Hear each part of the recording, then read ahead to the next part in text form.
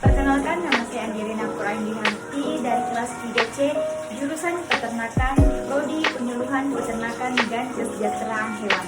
Kali ini saya akan menjelaskan mengenai bagian organ dan fungsi organ reproduksi pada ternak sapi jantan dan ternak sapi betina, serta menjelaskan bagian hormonal dan fungsi hormonal reproduksi pada ternak sapi jantan dan ternak sapi betina.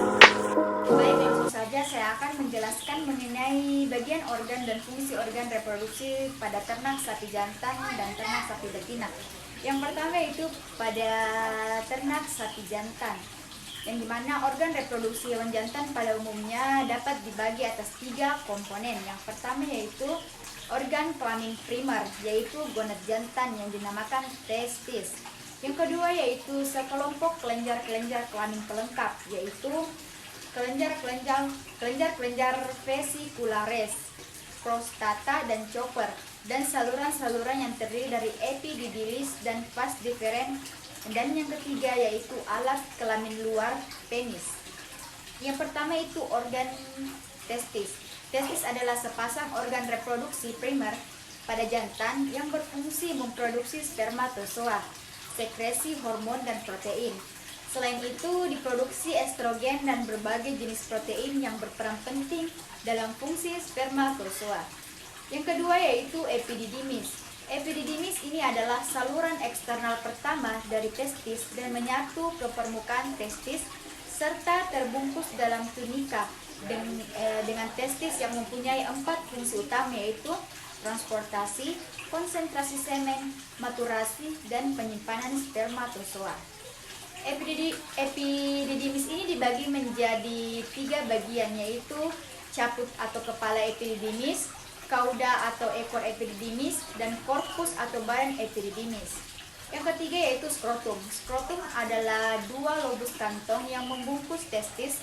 Skrotum berfungsi untuk melindungi dan menyokong testis serta mengatur temperatur testis dan epididymis agar temperatur dalam testis ini 4-7 Celcius di bawah temperatur tubuh. Dan yang keempat yaitu ductus. Ductus deferens atau ductus vas deferens merupakan saluran yang menghubungkan kauda epididymis dengan uretra. Dindingnya mengandung otot polos yang berperan dalam pengangkutan spermatozoa. Yang kelima yaitu kelenjar-kelenjar aksesoris. Kelenjar seks pelengkap atau kelenjar aksesoris bervariasi antara spesies dalam hal bentuk dan ukurannya. Termasuk kelenjar seks pelengkap adalah vesicula seminalis atau vesicularis, kelenjar prostata, dan kelenjar bulbo uretralis atau choppers. Yang keenam yaitu uretra. Uretra adalah saluran urogenitalis untuk menyalurkan urin dan semen. Uretra dibedakan menjadi 3 bagian, yaitu bagian pelvi, bulbus uretra, dan bagian penis. Dan yang ketujuh yaitu penis. Penis ini mempunyai tugas ganda, yaitu pengeluaran urin dan peletakan semen ke dalam saluran reproduksi betina. Penis terdiri atas bagian akar, badan, dan ujung yang berakhir pada glans penis. Selanjutnya yaitu mengenai organ reproduksi ternak sapi betina. Organ reproduksi pada ternak sapi betina yaitu yang pertama ovarium. Ovarium merupakan organ utama yang menghasilkan sel telur yang dibuahi oleh spermatozoa dan akan berkembang sebagai individu baru. Ovarium juga menghasilkan estrogen dan progesteron. Yang kedua yaitu oviduk. Oviduk ini adalah organ yang menghubungkan ovarium hingga ujung tanduk uterus.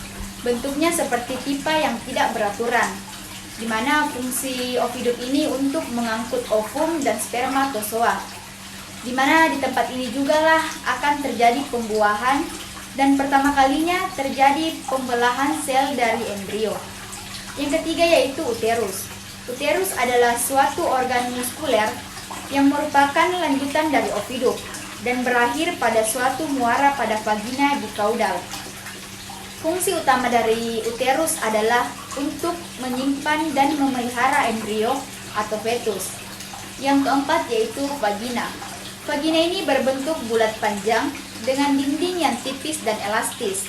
Kedalamannya sekitar 25-30 cm.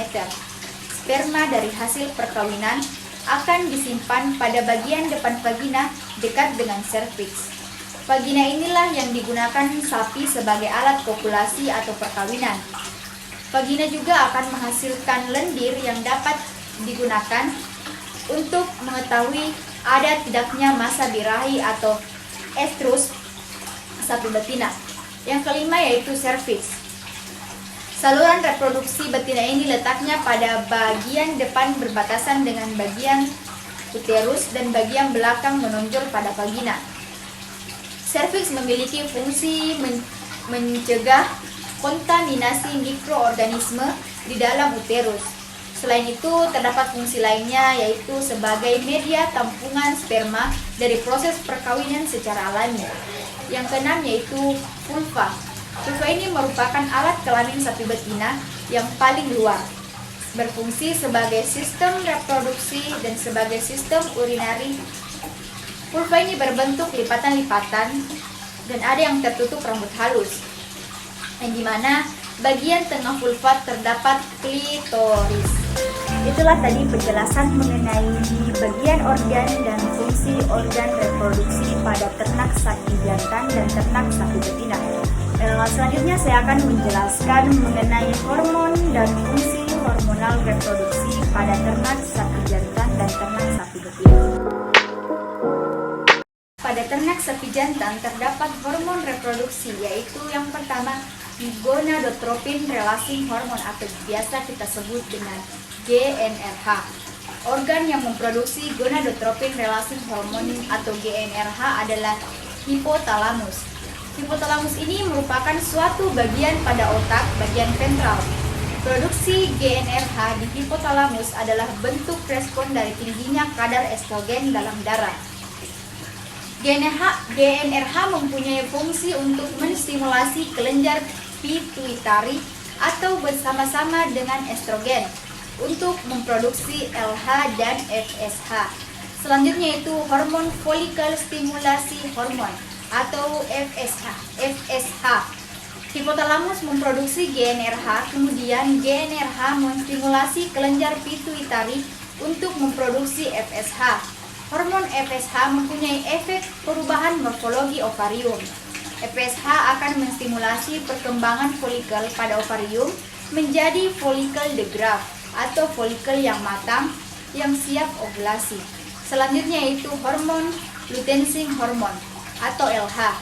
Selain memproduksi FSH, kelenjar pituitari juga memproduksi hormon lain yaitu luteinizing hormone atau LH. Fungsi dari LH juga merubah morfologi dari ovarium. Selanjutnya itu testosteron. Secara umum, hormon di dalam sistem reproduksi sapi jantan terbagi menjadi dua golongan, yaitu HPG hormones atau hypophyse pituitary gonadal axis dan hormon steroid. Testosteron termasuk ke dalam golongan hormon steroid. Steroid diperlukan untuk menjaga agar proses spermatogenesis berjalan konsisten sehingga mutu sperma tetap terjaga.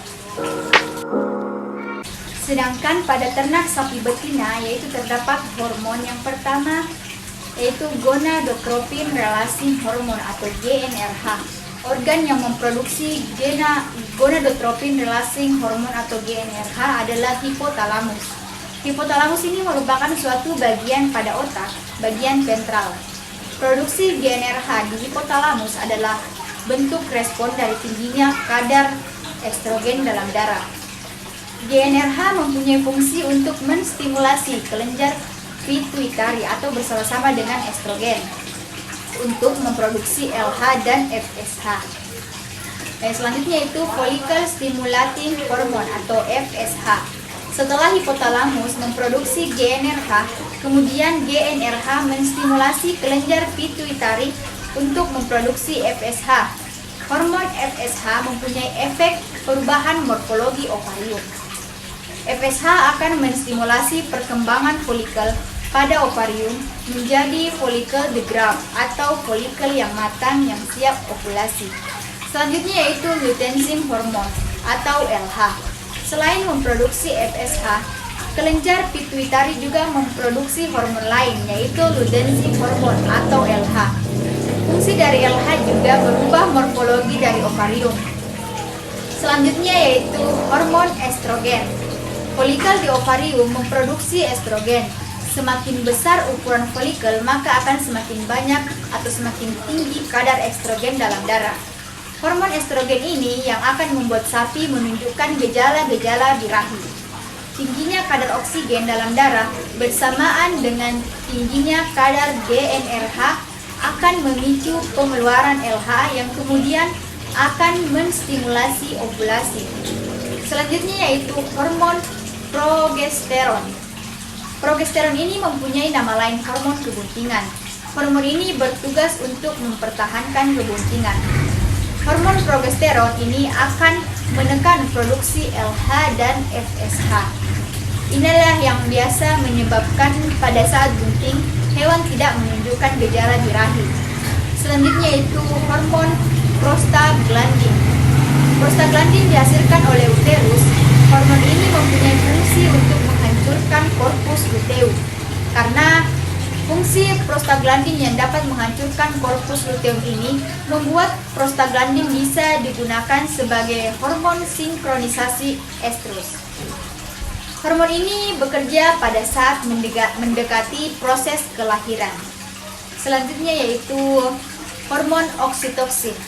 Oksitoksin ini merupakan hormon yang berperan pada saat proses kelahiran dan setelah kelahiran. Pada proses kelahiran, hormon ini akan menstimulasi kontraksi otot-otot uterus, sehingga proses kelahiran terjadi.